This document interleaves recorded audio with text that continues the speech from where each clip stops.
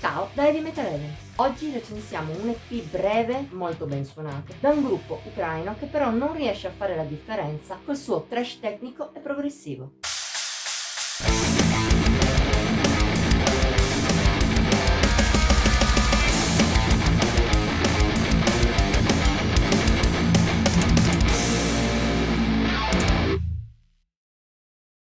Frettolosi. Volendo usare un solo aggettivo, è quello che si addice meglio ai Cosmic Jaguar, almeno a giudicare dall'EP The Order of the Jaguar Knights. Uscito lo scorso 12 ottobre, è già il secondo prodotto di questa band ucraina dopo il full-length d'esordio The Legacy of the Aztecs, risalente invece ad aprile. Considerando anche la nascita nel 2022, il gruppo sembra appunto avere parecchia fretta, una caratteristica che si fa sentire all'interno dell'EP e non in senso positivo. Se a livello lirico il gruppo ha le idee chiare, focalizzate sulla cultura e sulla mitologia degli Aztechi, nella musica purtroppo non si può dire lo stesso. Ogni tanto The Order of the Jaguar Knights risulta discontinuo. Tra la base technical trash e la tendenza al progressive a volte c'è unione, ma altrove i Cosmic Jaguar pendono più sull'uno o sull'altro.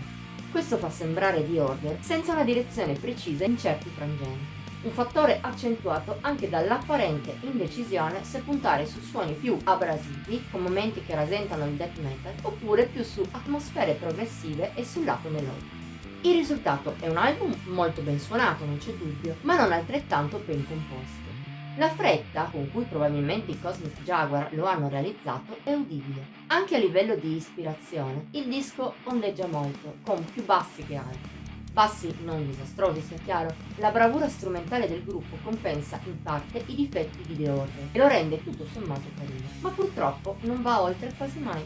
L'unica canzone più che discreta si rivela essere The Bleeding Tree of Tamuan Chan. Tra l'inizio convulso e allucinante per tecnica, gli influssi speed e trash and roll e soprattutto l'incastro, per una volta ben studiato, tra momenti più rabbiosi e altri più progressivi, melodici, brilla in un EP che per il resto ha poco da dare. Al massimo Obsidian Mirror si segnala per i suoi momenti trash, mentre The Shorn One per giusto qualche passaggio più contorto. A spiccare ma in senso negativo è invece la cover di Veil of Maya dei Cynic. Non che gli ucraini la storpiano, anzi la suonano in maniera rispettosa dell'originale, fin troppo anche. Il risultato è troppo lontano dal genere dell'EP e così aderente al brano degli americani da risultare fondamentalmente inutile. Non che The Order of the Jaguar Knights non abbia valore, come già detto sono presenti un brano e alcuni spunti interessanti, ma è troppo poco per impressionare, spesso in un genere come il metal tecnico dove è davvero difficile fare la differenza. I Cosmic Jaguar hanno bisogno di focalizzarsi più sulla composizione e magari meno di fretta per poter elevarsi dalla massa. Le doti strumentali sono indiscutibili, ma ora serve anche la sostanza. Voto di Heavy Metal Eleven 63 su un massimo di 80 per gli EP. Questa breve settimana è al termine.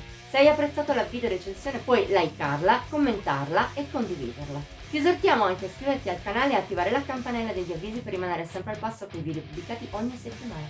Infine vieni a seguirci su Facebook, Instagram e Pinterest. Trovi il link in descrizione. Ci vediamo la prossima volta.